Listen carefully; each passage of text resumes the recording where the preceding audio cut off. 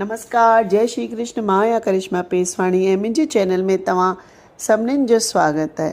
जीअं त तव्हां सभिनीनि खे ख़बर आहे कि चौमासो हले पियो ऐं अची पहुता आहियूं असां चौमासे जे आख़िरी महीने कतीअ ते, जो पूजा जी दृष्टि सां ॾाढो विशेष महीनो आहे।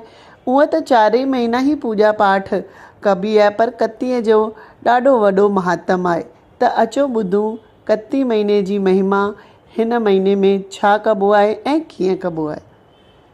शरद पूर्णिमा खां कती जी पूर्णिमा ताईं कतीअ जो महीनो वारबो आहे। भगवान कृष्ण चवनि था, तिथियुनि में मूंखे एकादशी प्रिय आहे, चारई धामनि में मूंखे द्वारिका धाम प्रिय आहे ऐं 12 महीननि में मूंखे कतीअ जो महीनो विशेष प्रिय आहे। त इहो महीनो भगवान कृष्ण खे ॾाढो प्यारो आहे ऐं हिन करे असां जहिड़े कृष्ण जे प्यारनि जो बि इहो महीनो ख़ासि आहे। सिकन पुराण जे अनुसार बि जीअं नदियुनि में गंगा, युगनि में सतयुग ऐं महीननि में कार्तिक श्रेष्ठ आहे। हिन में निवास करण वारो नारायण भॻवानु आहे। इहो महीनो विशेष छूट या विशेष ऑफर जो महीनो तव्हां चई था सघो, छो त हिन महीने में कयल दान पुण्य जो लखे गुना फल मिले थो। जीअं त पाण किथे ॾाकण था चढ़ूं त अलॻि टाइम लॻंदो ऐं सिधो लिफ्ट था वञूं त बिल्कुलु थोरो टाइम लॻंदो। त हिन महीने खे दामोदर मंथ बि चइबो आहे, छो त कतीअ जे ॾियारी जे ॾींहुं ई माता यशोदा भॻवान खे दाम यानी रसीअ सां ॿधो हो। ऐं इहा लीला इहा दर्शाए थी कि केवल प्रेम जे बंधन सां ई भॻवान खे ॿधी थो सघिजे, बाक़ी कहिड़ी बि रसीअ सां न। त हिन करे हिन खे दामोदर मास चइबो आहे। कती जे महीने में छा कबो आहे? कती जे महीने में सभिनीनि खां पहिरियों जो आहे नियम कि सवेल सुबुह जो ब्रह्म मुहूर्त में सनानु, यानी सिज उभरण खां अॻु सनानु जी ॾाढी वॾी भारी महिमा आहे, जंहिंखे कतीअ जो सनानु चइबो बि आहे। पर ॿुढा या बीमार हिन खे न कनि, जो हष्ट पुष्ट शक्तिशाली आहिनि रुगो उहे ई कनि। ॿियो त कतीअ जी कथा ईंदी आहे, उहा रोज़ु तव्हां 1-2 अध्याय पढ़ी था सघो। टियों आहे हरिनाम जप कयो, वधीक मां वधीक जप कयो, छो त गीता में भॻवानु चयो आहे कि जपनि में यज्ञ मां आहियां।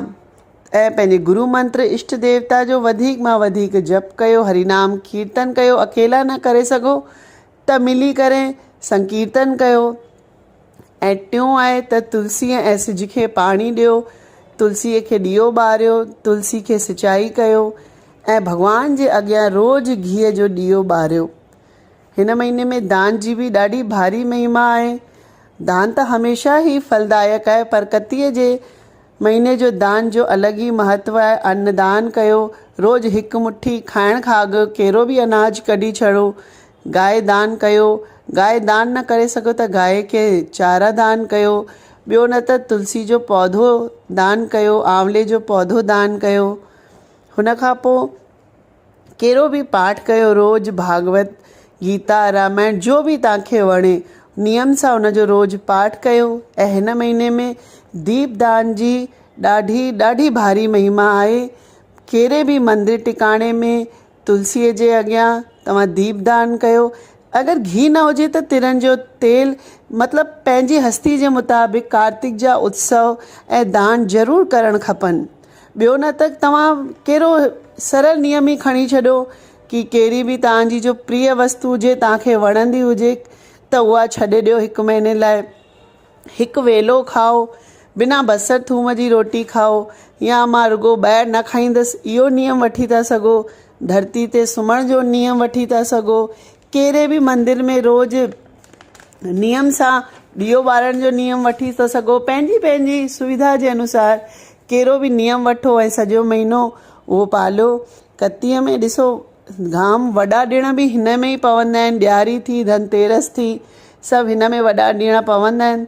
त हिन महीने मां तव्हांखे रोज़ु कथी जी कथा ॿुधाईंदसि ऐं हुन जे अलावा ॾियारी, धनतेरस जी कथा बि ॿुधाईंदसि। तुलसी जी कथा, एकादशी जी कथा, गोपाष्टमीअ जी कथा ऐं शरद पूर्णिमा जी कथा बि मां तव्हांखे ॿुधाईंदसि। ऐं शालिग्राम पूजा जी विधि बि मां तव्हांखे ॿुधाईंदसि।